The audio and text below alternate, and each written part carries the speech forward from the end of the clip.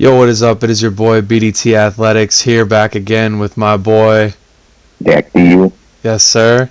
And we're going to be reviewing the Chamber. Starting off, the Women's Chamber. They started off with Tiffany and Kiana James. What did you think about that?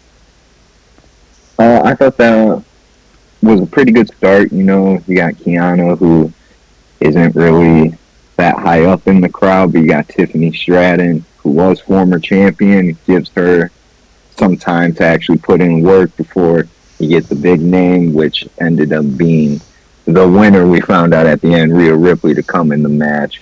I did like, though, that Alexa Bliss was the one that jumped off the top, and they didn't do the Tiffy Time moonsault. I thought that was different. Wasn't really expecting that, so that was good. It was nice seeing Raquel kind of be the big woman of the match, too, and kind of dominate. And then also, I don't know if you saw it, but I think it was on Instagram or something. She was wearing those Ray-Ban glasses that have the camera in it. So she was recording the whole time she was in the pod, too. And I thought that was pretty funny, actually. I did not see that. That's actually awesome. Yeah, it was pretty funny. Yeah. Holy crap. Yeah, no, I honestly felt like she was the MVP of the match. That double, tribal chief-like pin with Kiana and Asuka was brutal. Where, the Tahana Bomb, it was, she didn't quite get her up enough, but still slammed her onto her, put Kiana through a dang chamber. That was some brutal stuff. She was ragdolling Rhea as well. That was good. And the fact that Rhea had to cannonball off the top of a chamber onto Raquel, and then Tiffy hit a moonsault to get the pin. Took 2 straight finishers to get her out of there.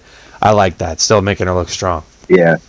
Yeah, I was just going to say that. And that leads her into, she can be a top woman for whatever title you have in the future, because booking her like that, who's going to stop her?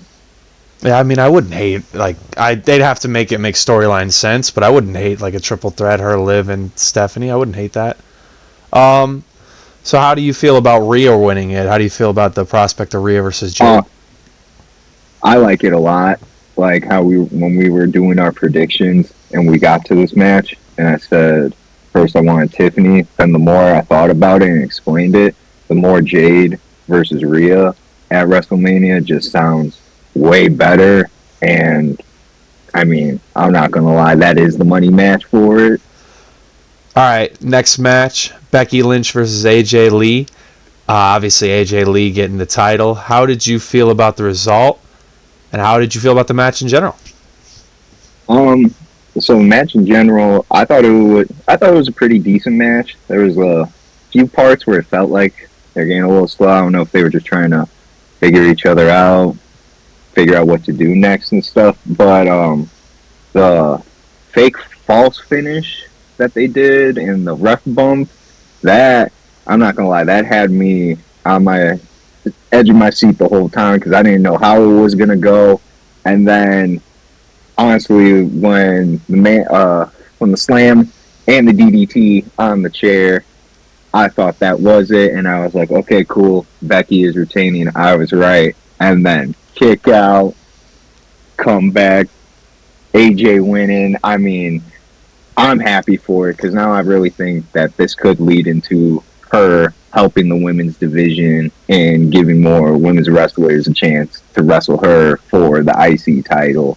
Because I feel like I know she's older now, she's a veteran, she hasn't done this for a while too, but it's more or less, I feel like she's finding her love for it again, so we'll see her around more. She's not going to be at SummerSlam and then wait until Royal Rumble or whatever. I feel like we'll see her weekly.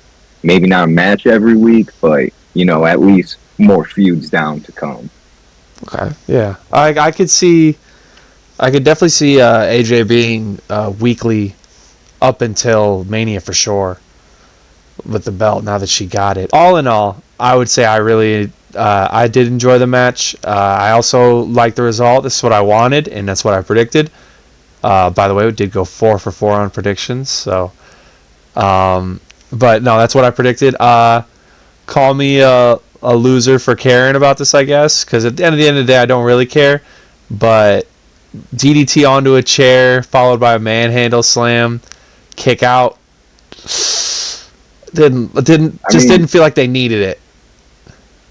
That's fair. That's fair. That's a fair point. But I mean, there was a woman too. I'm letting AJ kick out of that.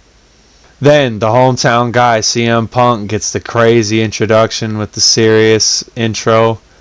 90s Bulls. How do you feel about the match? How'd you feel about that intro to start, though? So that intro, 10 out of 10, one of his best he ever done. Coming out to the Bulls announcer, calling him like he's fucking Michael Jordan, about to walk up for the starting five. And I don't know if you saw, they had the championship banners, but of the World Heavyweight title and like the WWE title as like the NBA banners and shit for him. Yeah, I thought that was fire. He even gave some homage to the Blackhawks too with his gear. So, being in the Madhouse on Madison, it was perfect. Great touch, great entrance. And in the match, I really did enjoy. Kind of went the way I thought it was gonna. Very technical, not Finn really cheating to get ahead and stuff. They were just, I think, like what you'd say the heel move when he had him in the abdominal stretch and he's elbowing him in the ribs as he's holding him there. Like, yeah, that's some chicken shit. So I'm like, oh, come on, you are stretching him out. Now you're trying to break his rib. Like, it wasn't anything like he's in the corner. He's just stomping him for the 5. So I like that. I thought it was a nice touch to kind of show like, hey, CM Punk's still the good guy. Finn's still the bad guy, but he's not what you think. I didn't see from the camera shot if JD and Dominic were in the entranceway. Okay, they weren't. Then I don't know why Finn just looked at the entranceway. I thought that was gonna like signal them coming out, and then he was gonna be like, "No, like I can do it," and then lead into GTS. Didn't. Sharpshooter was a cool homage to Bret Hart, so that was nice. WrestleMania 13 too. The transition into it too, catching the coup de grace. Yeah, that was clean. Yeah. I gotta give him that. That was clean. And then the Punk victory. I mean, I know you said after the match, winning clean, you're not a big fan of, but I mean, like Roman and Punk's the Mania match. There's no way they were going to do some shitty finish without Judgment Day being involved, I feel like. And they weren't, so. No, yeah, I mean, I definitely did send that text out of emotion. But after thinking about it, I understand why he wins clean. I mean, it makes total sense. Having him win, like, where he couldn't beat Finn Balor straight up, going into a Roman Reigns matchup at WrestleMania, it just kind of gives away, like, oh, Roman's absolutely going to win. Like, there's no doubt. So now there's actually a little bit of doubt. Like, oh, wow, CM Punk could maybe do it. I felt like I enjoyed the match. I thought it was a good match. The intro, obviously, was amazing. Can't deny that. I can't take anything from it. That intro was insane. Match was pretty good. I enjoyed it. I thought it was right for him to win. At the end of the day, I think it's right for him to win off the GTS. I just personally, I thought it was a little abrupt. That's not a CM Punk or Finn Balor thing. Maybe it's a matchmaking thing. I don't hate that. Doesn't ding the match too much for me, but just thought it was a little bit abrupt. I felt like there's a little bit of time, considering I think it was like 35 or 40 minutes from the ending of the Punk match to the start of the Chamber. So they definitely had some time if they wanted to go a little bit more. But yeah, I thought it was a good match. Can't complain. CM Punk, Roman Reigns, Night 2, main event. That's money. I'm really excited for it. Yeah, that's going to be a good match. All right, so the Men's Chamber for the chance to face Drew McIntyre for the undisputed WWE Championship. Just want to point out before I start getting into the match, the pop for Trick Williams. That guy's a star, man. I am absolutely bought all the way in on Trick Williams. Just going to plant my flag right now. So Cody and Javon started. I thought it was pretty good. I had some fun. Good graps. I enjoyed it. Got to Trick. Then Logan came in 4th. LA Knight 5th. There wasn't really anything like too memorable going in. There were some good spots using the chamber a bit, some damaging moves. It was all right. It was solid. Then Randy Orton came in last, and that's my guy. Randy Orton's my guy. Him and Seth Rollins are my guys, so, Logan ended up hitting a pulverizer on Javon for the 1-2-3, and it was pretty much right on Javon's head. So I was definitely nervous. It didn't quite look like he was like seriously hurt, but obviously that definitely hurt. So they were kind of walking him out a little bit, being careful with him. Then LA Knight, he's my guy as well. He had a bit of a rough moment. Then with the LA elbow, he didn't quite hit it, but he did, standing. Tougher than it looked, Yeah. Oh, dude, that's why I don't get too mad. I can't do that. So I'm like, I'm not gonna get too mean about it. Like I'll just kind of laugh about it a little bit, and that's it. But yeah, it's a damn moment. Like, I mean, yeah, it's like fuck. Especially my guy. Like I want him to win a Money in the Bank, but now we'll have to see about that. Then LA Knight ended up hitting the BFT to Trick. Trick rolls out of the ring smartly. LA Knight goes up to Logan Paul. Logan Paul, low blow, rolls him up, pins LA Knight. So he had quite the run. Yeah. That's a rough way to exit the chamber there. Yeah. At least you got the BFT, though, Still hit Trick with that, so that's positive. You gotta think positive. Definitely can't complain about that, to be fair. Cody ended up hitting the crossroads on Trick after a couple back and forths, hits the crossroads, and then I guess simply just so he can get extra eliminations because they had Bronson Reed booked to get 3 eliminations. They had to get Logan 3 eliminations, and you can't book them the same way. They had Logan, for no reason, throw Cody into a post and take the pin for himself. When this isn't like an elimination numbers game where you win depending how many eliminations you got. Yeah. I mean, I don't like hate it. It just doesn't make any sense. It's like, why would you risk that? But it's like he forgot it was an elimination chamber. Right. And then, Dak, this is where I throw it to you. The classic WWE trope, the Masked Man is back. Yeah, the Masked Man is back. And, everyone was like, oh, who is it? Adam Pearce rips off the mask. It's just some dude.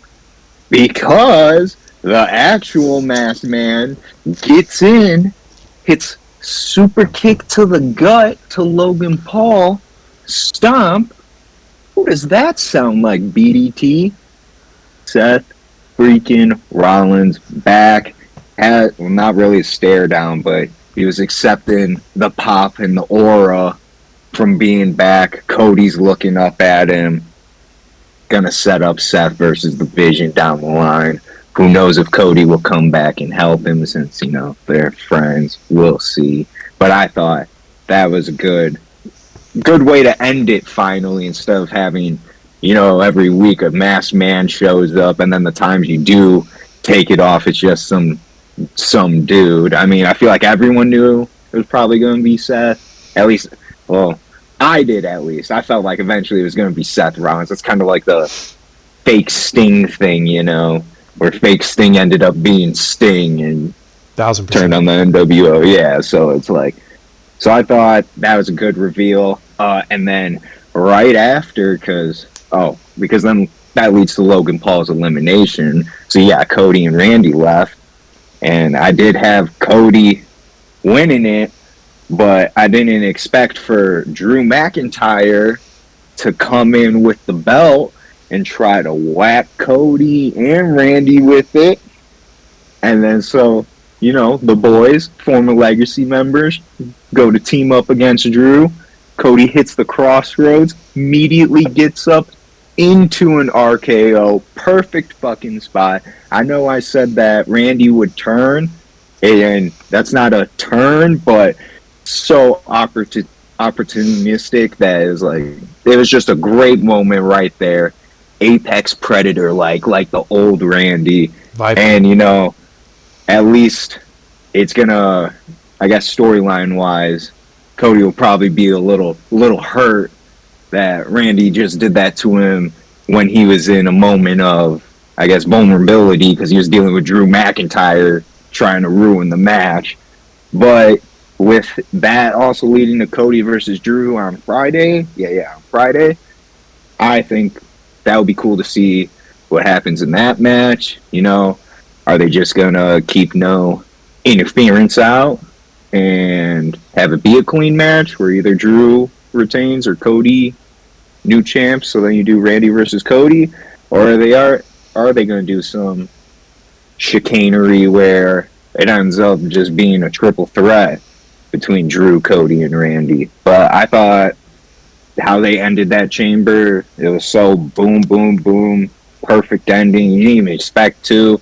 Randy winning, I'm all for that, even if they just did Drew versus Randy at Mania. I do see it either being like, I would say 85% triple threat, 15% Cody versus Randy. Ever since they announced that match for SmackDown, I could see them giving the belt to Cody just so they could do that mentor versus mentee, former legacy members kind of storyline at Mania. But yeah, great ending to that. Yeah, I mean, I think it's, especially with that match that's going to be on SmackDown this upcoming week, I think it's almost a guarantee Jacob Fatu's getting involved. And maybe even Sami Zayn. Because there's been reports that they're thinking a 4-way, possibly a 5-man for the title at Mania. And it's a lot of bodies, but honestly, there's a lot of could bodies. Be a banger. And I could be a banger too. Because Drew versus Randy, as much as I love Randy, that's a good match. Don't get me wrong, but spruce it up a bit for Mania. As long as Randy wins. I don't think he will, honestly. But yeah, I don't know. I don't think he will, but I hope he does. And finally, I got to give you your credit for your prediction of the box. Go ahead and take your glory on this one. I mean, it felt too perfect in a sense, in my mind, kind of like Punk winning because, well, Danhausen and Punk are friends. I did, after we did our predictions, I did go on Twitter and try to find if Danhausen's contract was up, and a lot of people were saying that they thought it was because they hadn't seen him. Turns out it was. Honestly, for him being in the box, I think it's perfect because his character is he's a comedy guy. I mean, like, everyone that expected Chris Jericho to come back in the box is kind of insane for that, because why would you want Y2J Chris Jericho coming back in a box? And people are like, oh, they built it up. Like, no, it had some backstage segments. If they really built it up, they would have had it like ringside or on top of the stage with a spotlight on it for weeks and weeks and weeks. It was just occasionally like, what, R-Truth? I think one of the segments, R-Truth walked up with a fucking pizza box and was like, I'm gonna work on this box. Like, why did you expect Chris Jericho to come out of that? And personally, I like Danhausen. I like his character. The merch, they're going to probably sell so much merch. That's why another reason I expected it to be him after seeing how Mr. Iguana's been in AAA and how so many fans are just getting behind him because he's just Mr. Iguana. Like, you have Danhausen on Raw or SmackDown just popping up and cursing people. There's going to be people getting behind that. He's a pretty decent wrestler, too. I'm not going to lie. No, yeah, I'm actually really excited to see him. I've heard only really good things, so I haven't seen him yet. So, pumped to see it.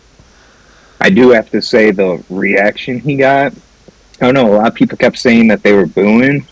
I was trying to look back at the videos, and I heard some initial pops, and then didn't really hear a lot of boos, but again, I've been told or read that WWE pipes in noise, so who knows if that's true, but I don't think, all the booing he got and stuff is not warranted, I think within a few weeks, I'm not saying he's going to be like top guy, but I mean, it's not going to be what they signed him for. He's going to excel in.